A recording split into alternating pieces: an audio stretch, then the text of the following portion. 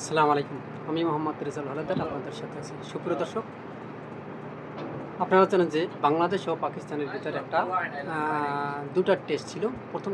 প্রথম টেস্টে বাংলাদেশ জয়লাভ করছে ভালোভাবেই। কিন্তু দ্বিতীয় টেস্ট খেলতে নেমে প্রথমে বাংলাদেশ ২৭৮ রান করে অল আউট হয়ে যায় এবং জবাবে পাকিস্তান, আপনারা জানেন যে পাকিস্তান তারা আ প্রায় ৪৬ রানের মতো পিছিয়ে থাকে। যে পাকিস্তান করে ২৩৬ রান। এখন কথা হলো যখন তৃতীয় ইনিংসে বাংলাদেশ খেলতে নামে তখন বাংলাদেশ দারুণভাবে কিন্তু ভালো ব্যাটিং করে মুশফিকুর রহিমের ব্যাটের উপর ভর করে বাংলাদেশ ৪৩৬ রান করতে সক্ষম হয়। যাই হোক, এটা কিন্তু বিশাল। এখন এই ম্যাচ জিততে হলে পাকিস্তানকে অবশ্যই বিশ্ব রেকর্ড করে ম্যাচ জিততে হবে পাকিস্তানকে। আসুন দেখি মুশফিকুর রহমানের সম্পর্কে কিছু আলোচনা করি, পরে আমরা বিস্তারিত আরও বিশ্লেষণ করব। আজকে ক্রিকেট অ্যানালাইসিসে যদি মানে ভালোভাবে আমি অ্যানালাইসিস করার চেষ্টা করব। সবাই ভিডিওটি দেখবেন শেষ পর্যন্ত। প্রথম ইনিংসে টপ অর্ডারের ব্যর্থতার পরেও লিটন দাসের সেঞ্চুরি আর বোলারদের কল্যাণে লিড পেয়েছিল বাংলাদেশ। এগিয়ে থেকে দ্বিতীয় ইনিংসে খেলতে নেমে দারুণ ব্যাটিং করেছেন টাইগার ব্যাটাররা। বিশেষ করে মুশফিকুর রহিম দূরদূরান্ত ছিলেন। তার রেকর্ড করা সেঞ্চুরিতে বড় সংগ্রহ করেছে বাংলাদেশ। নিজেদের দ্বিতীয় ইনিংসে সব কয়টি উইকেট হারিয়ে ৩৯০ রান করেছে বাংলাদেশ। সব মিলিয়ে স্বাগতিকরা লিড পেয়েছে ৪৩৬ রানের। এই পাকিস্তানকে জিততে হলে বিশ্ব রেকর্ড করে জিততে হবে। টেস্টে সর্বোচ্চ ৪১৮ রানের লক্ষ্যে জয়ের বিশ্ব রেকর্ড ওয়েস্ট ইন্ডিজের দখলে। অর্থাৎ যদি পাকিস্তানের জিততে হয় তাহলে ৪৩৬ রান করে লিড করে, মানে এই লিড এড়িয়ে তার জিততে হবে। কিন্তু সর্বোচ্চ লিড করে জিতেছে একমাত্র এই বিশ্ব রেকর্ড করেছে আপনার ওয়েস্ট ইন্ডিজ। এর সে এত বড় লিড আর কেউ করতে পারেনি, যে এখন বর্তমানে ওয়েস্ট ইন্ডিজের দখলে আছে।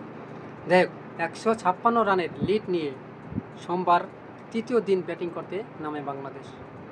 ১৫৬ রানের লিড নিয়ে সোমবার তৃতীয় দিন ব্যাটিং করতে নামে বাংলাদেশ। আগের দিন মুমিনুল হক মাঠ ছাড়তেই দিন শেষে ঘোষণা করা হয়েছিল ১৩ রানে অপরাজিত থাকা নাজমুল হোসেন শান্তর সঙ্গে ক্রিজে নামেন মুশফিকুর রহিম।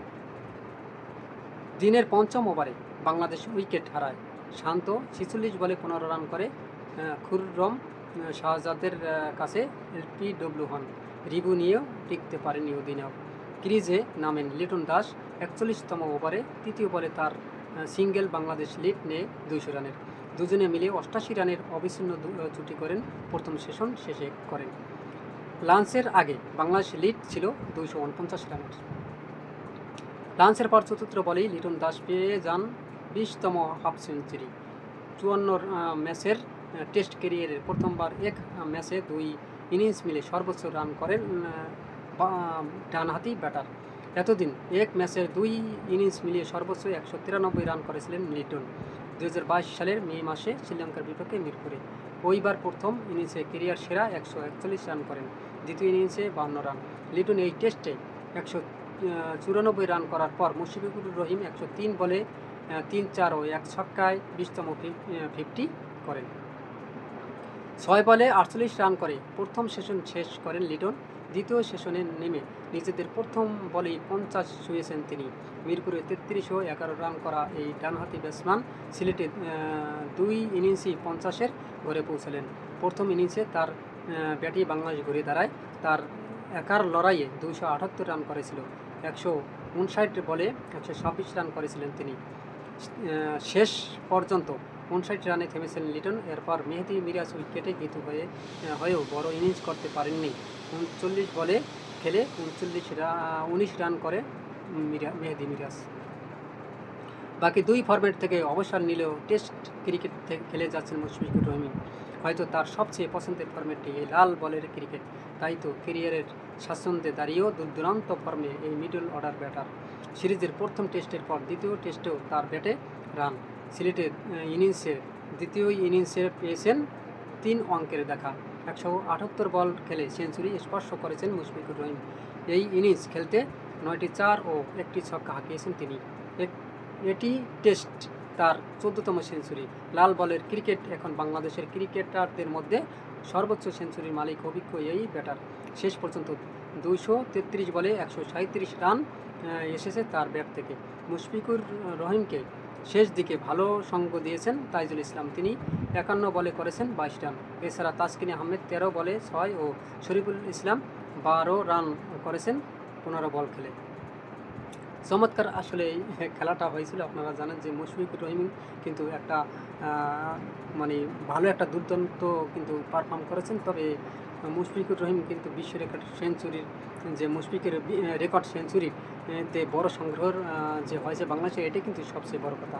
কারণ বাকি দুই ফরম্যাট থেকে অবসর নিলেও মুশফিকুর রহিম কিন্তু টেস্ট ক্রিকেট তিনি খেলেই যাচ্ছেন।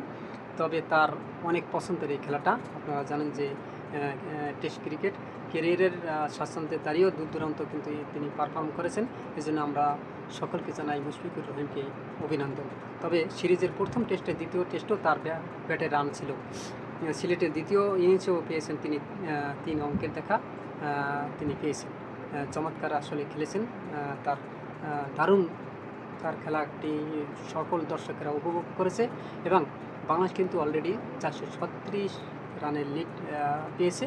তবে এই 436 রান যদি পাকিস্তান করে তাহলে বিশ্ব রেকর্ড হয়ে যাবে তাদের জিততে হলে অবশ্যই বাংলাদেশকে হারিয়ে তারা বিশ্ব রেকর্ড করতে হবে, নতুবা আসলে তারা জিততে পারবে না। যাই হোক, খেলা কোন দিকে যায় তবে সেটা দেখার বিষয়। তবে আপনাদের কাছে একটা অনুরোধ রইল, যদি ভিডিওটি ভালো লাগে অবশ্যই BD result Howlader official YouTube চ্যানেলকে সাবস্ক্রাইব করে রাখুন এরকম নতুন নতুন ভিডিও পেতে, এবং বেল বাটন অন করুন।